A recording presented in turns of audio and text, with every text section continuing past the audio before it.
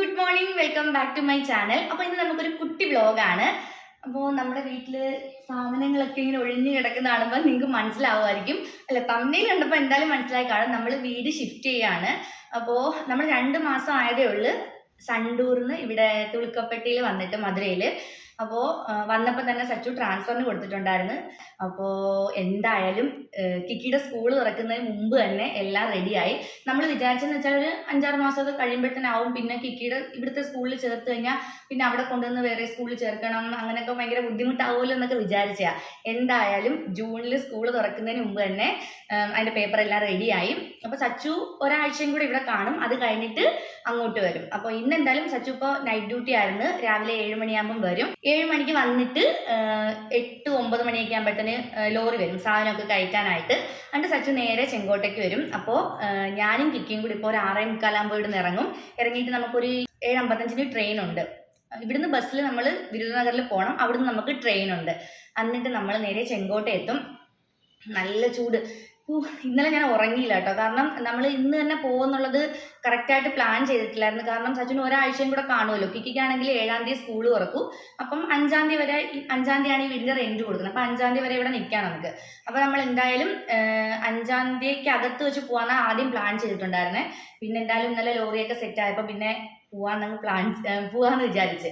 അപ്പോൾ ഇന്നലെ രാത്രി ഞാൻ ഒരു ഇടയ്ക്കൊക്കെ ഓരോ നമുക്ക് ആവശ്യമില്ലാത്ത സാധനങ്ങളൊക്കെ 5-6 പെട്ടിയിലൊക്കെ ആയിട്ട് പാക്ക് ചെയ്ത് വെച്ചിട്ടുണ്ടായിരുന്നു. ബാക്കിയൊക്കെ ഇന്നലെ ഒരു സന്ധ്യ കഴിഞ്ഞിട്ട് ചെയ്യാനാണ് വിചാരിച്ചത്. ഇവിടെ കറണ്ട് ഇല്ലായിരുന്നു, മുട്ടൻ ഇടിയും മിന്നലും ഒക്കെ ആയിട്ട് കറണ്ട് ഇല്ലായിരുന്നു.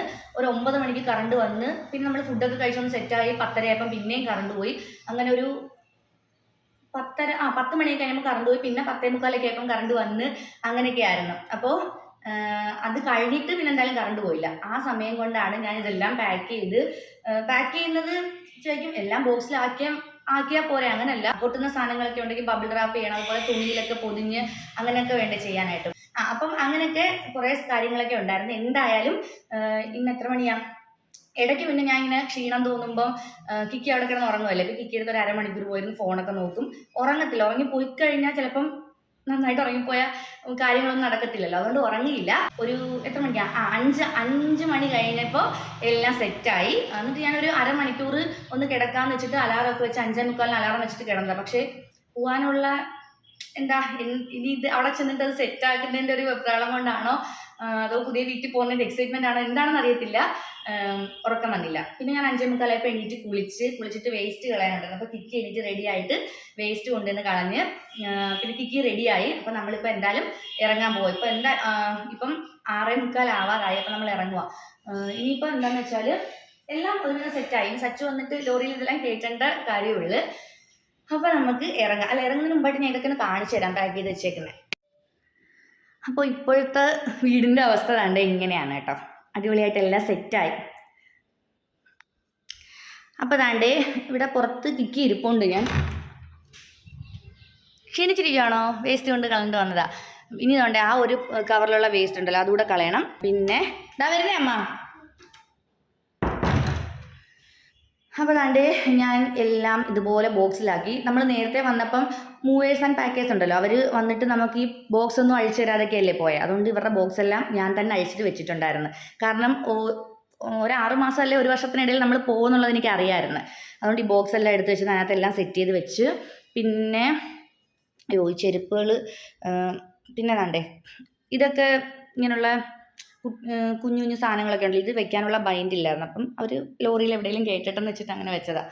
പിന്നെ ദാണ്ടേ ഗ്യാസ് ഇതൊക്കെ വെച്ച് ഇതൊക്കെ ഇങ്ങനെ ഇരിപ്പുണ്ട്. പിന്നെ ദാണ്ടേ ആ 4 ബാഗില്ലേ, അത് ബ്ലാക്ക് ഞാൻ ആമസോണിൽ നിന്ന് വാങ്ങിയിട്ടുള്ളതായിരുന്നു. അപ്പോൾ അതെല്ലാം സെറ്റ് ചെയ്ത് വെച്ച്. ഇനി ഒന്നുമില്ല, എല്ലാം ആയി. ഇനി സച്ച് വരിക, ലോറിയിലെല്ലാം കയറ്റുക, പോവുക. അതുകൊണ്ട് ഇവിടെ എല്ലാം ക്ലീൻ ചെയ്ത്. പിന്നെ ഇവിടുത്തെ ഈ നമ്മുടെ പാത്രങ്ങളൊക്കെ വെക്കുന്ന ആ സ്റ്റാൻഡും വെള്ളം എടുക്കുന്ന അതുകൂടെ എടുത്താൽ മതി. പിന്നെ മുകളിൽ ആദ്യം കാണിച്ചില്ല. ഇവിടെ എന്തോ പിന്നെ ഇവിടെ ദാണ്ട് കിക്കിയുടെ ബെഡ് നമ്മളിവിടെ ആ ഒരു ഇതാണ്ടേ ഈ ഒരു ഗ്രീൻ കളർ കട്ടിൽ ഇവിടുത്തെ തന്നെ. അപ്പം കിക്കിക്ക് ഇപ്പം കട്ടിലില്ല. പിന്നെ ആ ഒരു ബെഡുണ്ടല്ലോ അത് നമ്മൾ കൊണ്ടുപോയിട്ട് കിക്കി ഒന്ന് തറയിൽ തന്നെ സെറ്റ് ചെയ്താൽ മതിയെന്ന്. പിന്നെ ദാണ്ടേ ഇത് നമുക്ക് കൊണ്ടുപോകാനായിട്ട് എടുത്ത് വെച്ചതാണ്. ഇതിനകത്ത് റിംഗ് ലൈറ്റ് ഉണ്ടായതുകൊണ്ട് ഈ ബിഗ് ഷോപ്പർ ഞാൻ എടുക്കാമെന്ന് വെച്ചു. കാരണം അതിൻ്റെ ബോക്സ് കണ്ടില്ല. അപ്പോൾ അത് പൊട്ടിയ പണി ഇട്ടതില്ലേ. അപ്പോൾ ദാണ്ടേ ഇത് ഇത്രയും നമുക്ക് കൊണ്ടുപോകാനുള്ളതാണ്. പിന്നെ ബെഡ്ഷീറ്റെല്ലാം ഞാനിപ്പം മാറ്റി. പിന്നെ എൻ്റെ സച്ചുവിന് ഇടാനായിട്ടുള്ള ഡ്രസ്സ് അപ്പോൾ ചാർജറെല്ലാം ഊരി. ഇത് അന്നൊരു ദിവസം മധുരയിൽ പോയപ്പോൾ അമ്മയുടെ ഫോൺ മിസ്സായി. 6:43 ഫോൺ മിസ്സായെന്ന് പറഞ്ഞില്ലേ, ആ ഫോൺ കിട്ടി കേട്ടോ. അതിൻ്റെ വിശേഷങ്ങളൊക്കെ ഞാൻ പിന്നെ പറയാം. ഇപ്പം ഞാൻ എന്തായാലും ഇറങ്ങട്ടെ. 6:43 6:45 ഇറങ്ങണമെന്നാണ് സച്ചു പറഞ്ഞത്. അപ്പോൾ നമ്മൾ ഇന്നലെ മുകളിൽ രാത്രി തുണി കഴുകിയിട്ടിട്ടുണ്ടായിരുന്നു ഈ സ്ഥലത്ത്. അപ്പോൾ അത് സച്ചുവിൻ്റെ അടുത്ത് ജസ്റ്റ് ഒന്ന് ഉണങ്ങിയിട്ട് ബാഗിലെടുത്ത് വെക്കാൻ പറയണം. എന്താ മോനെ, അത് കറങ്ങുക. പിന്നെ എന്താണ്ടേ നമ്മുടെ തുണി കഴുകുന്ന ബക്കറ്റൊക്കെ ഉണ്ടല്ലോ, അതും സച്ചു പാക്ക് ചെയ്യാൻ നേരത്ത് ലോറിയിലെടുത്ത് വെക്കാൻ പറയണം. അതുകൂടെ ഉള്ളു. ഇനിയിപ്പോൾ നമുക്ക് പോവാം. ഈ സ്ഥലം മിസ് ചെയ്യുമോ എന്ന് ചോദിച്ചാൽ ഒരുപാടൊന്നും മിസ് ചെയ്തിട്ടില്ല. കാരണം ഇവിടെ നമ്മളങ്ങനെ കുറേ സമയം ഉണ്ടായിട്ടില്ലല്ലോ. പിന്നെ നമ്മൾ 3 പേരുമായിട്ട് ഇങ്ങനെ ഒരുമിച്ചല്ലേ എപ്പോഴും സണ്ടൂരായാലും ബാംഗ്ലൂരായാലും ഒക്കെ. അപ്പോൾ ഇവിടെ വന്നിട്ട് ഫുള്ള് യാത്ര, നാട്ടിലോട്ട് പോകുന്നു, അവിടെ നിന്ന് എല്ലാവരും ഇങ്ങോട്ട് വരുന്നു, ഭയങ്കര ബിസി ആയിട്ട് 2 മാസം ഭയങ്കര തിരക്കായിരുന്നു. എൻ്റെ ലൈഫിൽ ഞാൻ ഇത്രയും തിരക്കായിട്ടിരുന്നിട്ടില്ല. അപ്പോൾ ഇനി നമ്മൾ ചെങ്കോട്ടെ പോയി കഴിഞ്ഞാൽ കുറച്ച് ഫ്രീ ആയിട്ട് എന്തായാലും കിക്കിയുടെ ക്ലാസ്സൊക്കെ 7-ാം തീയതി തുടങ്ങി കഴിഞ്ഞാൽ നമ്മൾ കുറച്ച് ഫ്രീ ആയിട്ട് റെസ്റ്റ് എടുക്കണമെന്നാണ് വിചാരിക്കുന്നത്. റെസ്റ്റൊന്നും കാണത്തില്ല, ജോലിയൊക്കെ കാണും. എന്നാലും നമ്മുടെ പഴയ ഒരു ലൈഫ് സ്റ്റൈൽ തിരിച്ചു കൊണ്ടുവരണം. ഈ വീട്ടിൽ നമുക്ക് നമ്മുടെ പഴയ ലൈഫ് അല്ലായിരുന്നു. അപ്പോൾ സച്ചു ഇങ്ങനെ പറഞ്ഞു, ശരിയാടാ, നമ്മുടെ ഒരു ഇതുണ്ടല്ലോ, നമ്മൾ 3 പേരും മാത്രമുള്ളപ്പോൾ സിനിമ കണക്കും അതൊക്കെ ഒരു രസമല്ലേ, അതൊക്കെ നമുക്ക് ഒത്തിരി മിസ് ചെയ്തു. ഈ വീട്ടിൽ അങ്ങനെയൊന്നും ഇല്ലാത്തതുകൊണ്ട് ഈ വീട് എനിക്ക് വലുതായിട്ട് മിസ് ചെയ്യുന്നൊന്നും ഇല്ല. ഇറങ്ങാം, മിസ് ചെയ്യോ വീട്? എന്തേ?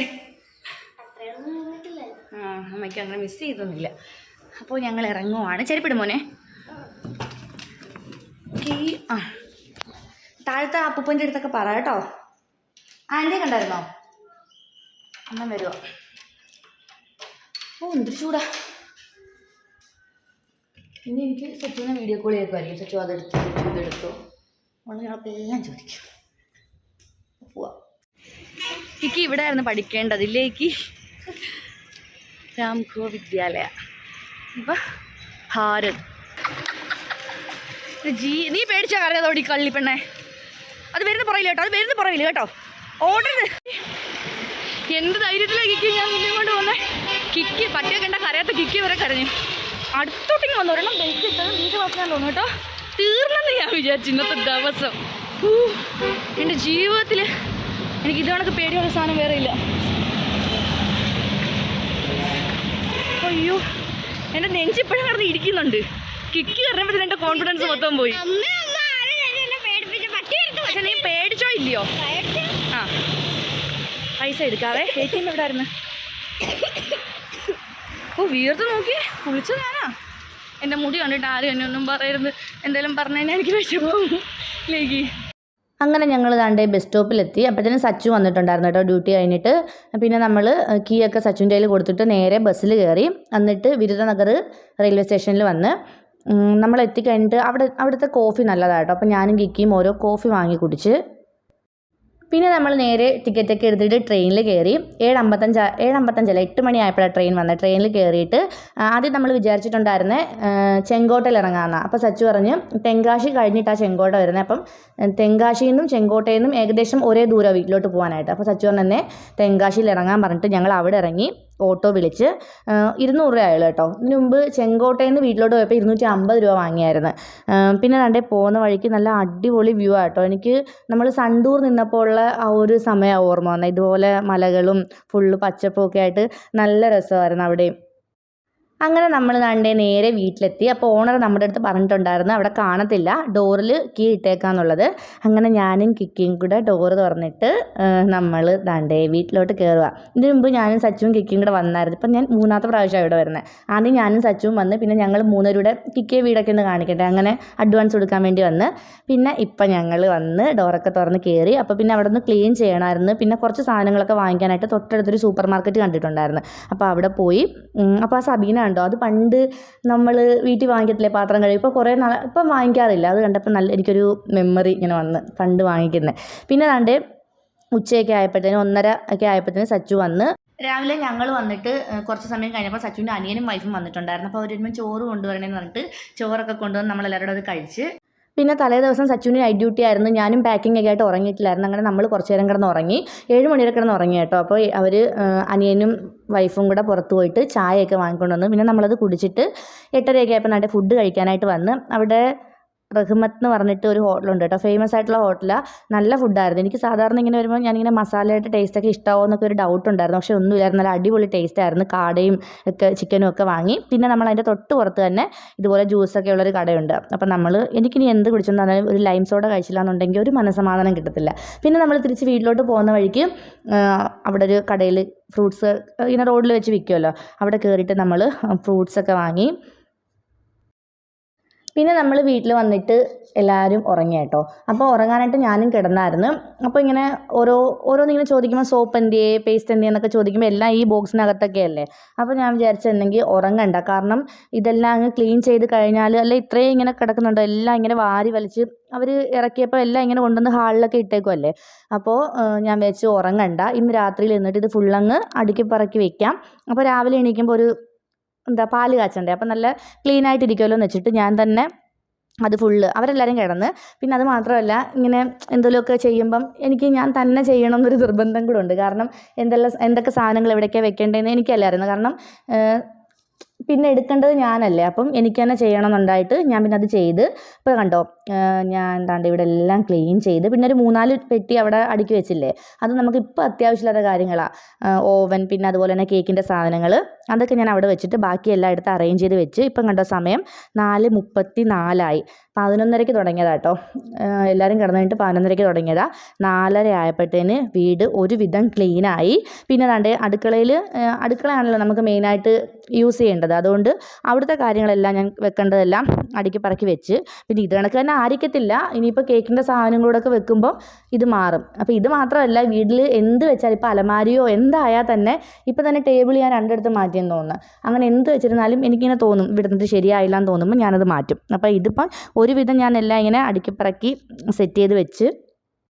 പിന്നെ നമ്മുടെ അടുക്കളയിൽ കബോർഡും കാര്യങ്ങളും ഇല്ലാത്തതുകൊണ്ട് തുളുക്കപ്പെട്ടിയിലെ വീട്ടിലുണ്ടായിരുന്നല്ലോ, അത് നല്ല ഭംഗിയായിരുന്നു കാണാനായിട്ട്. അപ്പോൾ ഇതിങ്ങനെ കുഴപ്പമില്ല, എന്നാലും 2 ഭിത്തി അലമാരയുണ്ട്, അവിടെ അത്യാവശ്യം കാര്യങ്ങളൊക്കെ അറേഞ്ച് ചെയ്ത് വെച്ച്. പിന്നെ നമ്മുടെ പാത്രങ്ങൾ വെക്കാനായിട്ടുള്ള ഒരു നീല സ്റ്റാൻഡ് ഉണ്ടല്ലോ, അത് മുകളിലും വെക്കാൻ സ്ഥലമില്ല, അടിയിൽ വെക്കാമെന്ന് വെച്ചാൽ അത് കയറത്തില്ല.